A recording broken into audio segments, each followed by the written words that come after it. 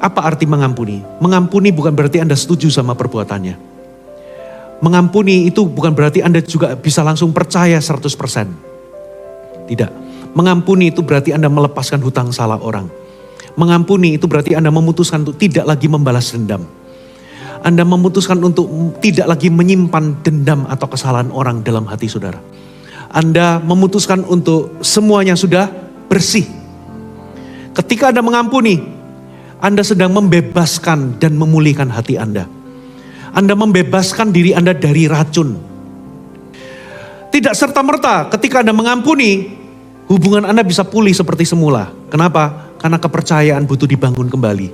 Tapi semua hubungan itu baru dipulihkan ketika hati Anda pertama-tama dipulihkan. Anda nggak bisa pulih hatinya kalau Anda tidak melepaskan pengampunan.